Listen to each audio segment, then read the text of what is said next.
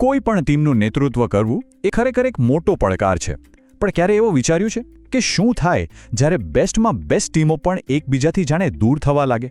આજે આપણે ડિસ્ટન્સિંગ પુસ્તકના આધારે બસ આ જ સમજવાના છીએ કે નેતૃત્વમાં આ અંતર, આ ગેપ કેમ બની જાય છે અને સૌથી અગત્યનું, એને કેવી રીતે પૂરી શકાય. અને આ એવો સવાલ છે ને જે સારામાં સારા લીડર્સને પણ ક્યારેક મૂંઝવી નાખે છે.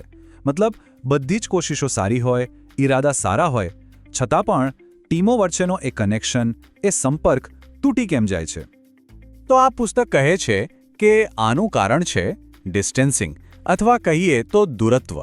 આ એક એવી અદૃશ્ય સમસ્યા છે, જાણે કોઈ દિવાલમાં પડતી નાની તિરાડ જેવી.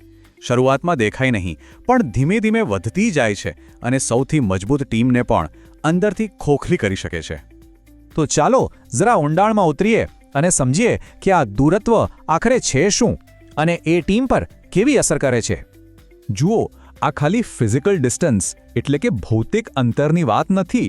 આ છે ભાવનાત્મક અંતર, માહિતીનું અંતર અને કામગીરીનું અંતર.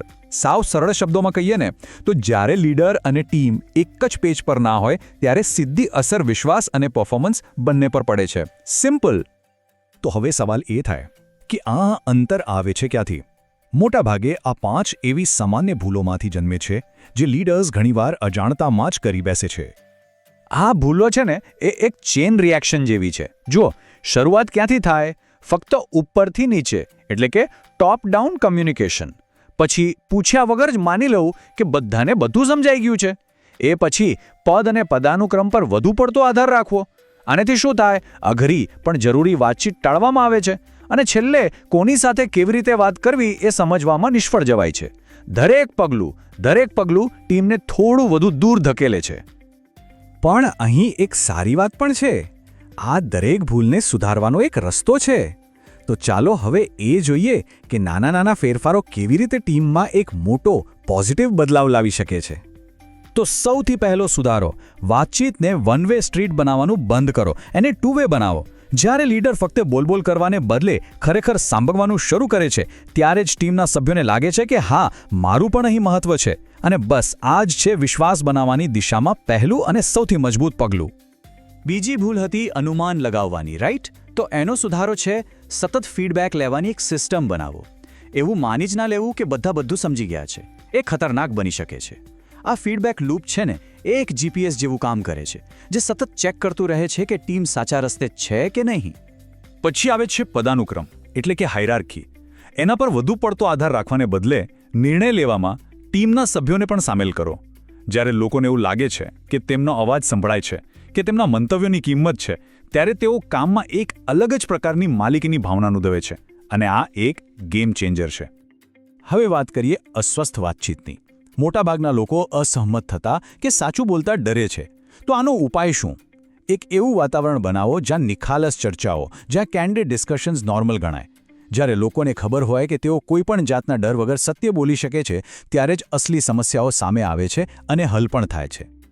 અને છેલ્લે એક વાત સમજી લેવી જરૂરી છે કે કમ્યુનિકેશનમાં વન સાઇઝ ફિટ્સ ઓલ જેવું કંઈ નથી હોતું. એક સારો લીડર આ વાત જાણે છે. દરેક વ્યક્તિની સમજવાની અને વાત કરવાની રીત અલગ હોય છે. એટલે સફળતા માટે જરૂરી છે કે લીડર પોતાની શૈલીને ટીમ પ્રમાણે બદલે, નહીં કે આખી ટીમને પોતાની શૈલીમાં ફિટ કરવાની કોશિશ કરે. ઓકે, તો આ બધી થિયરીની વાતો તો થઈ ગઈ, પણ આ સિદ્ધાંતોને રોજિંદા જીવનમાં, વ્યવહારમાં કેવી રીતે ઉતારવા? ચાલો હવે એક પ્રેક્ટિકલ એક્શન પ્લાન જોઈએ, જેનો કોઈ પણ લીડર તરત જ અમલ કરી શકે છે. આ એક્શન પ્લાનની શરૂઆત થાય છે નાની નાની પણ ખૂબ જ અસરકારક આદતોથી. જેમ કે મીટિંગ શરૂ થતાં જ સીધા કામની વાત પર આવવાને બદલે ફક્ત 2 મિનિટ માટે પર્સનલ ચેક ઇન કરો. ક્લોઝ ધ લૂપ જેવી ટેકનિક વાપરો, જેથી ખાતરી થાય કે જે કહેવાયું છે એ બરાબર સમજાયું છે. આ નાની નાની ક્રિયાઓ જ છે જે કનેક્શન અને ક્લેરિટીનો મજબૂત પાયો નાખે છે.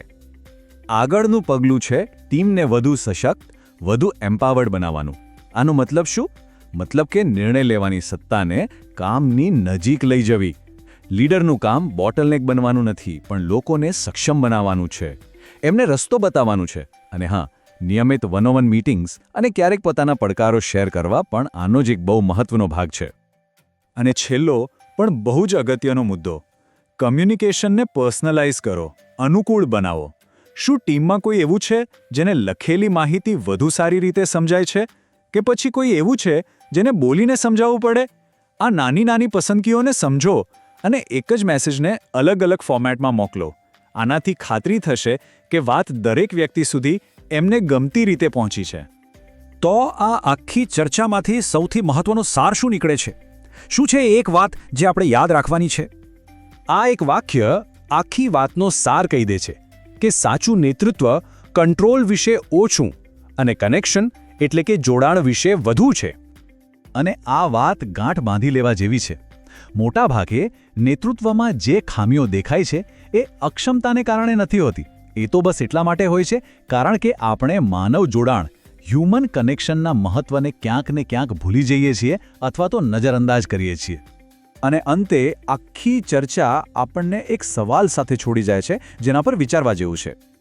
આવતીકાલે કોઈ પણ લીડર એવું કયું એક નાનું પણ નક્કર પગલું ભરી શકે છે જે આ અંતરને, આ ગેપને થોડો ઓછો કરવાની શરૂઆત કરી શકે.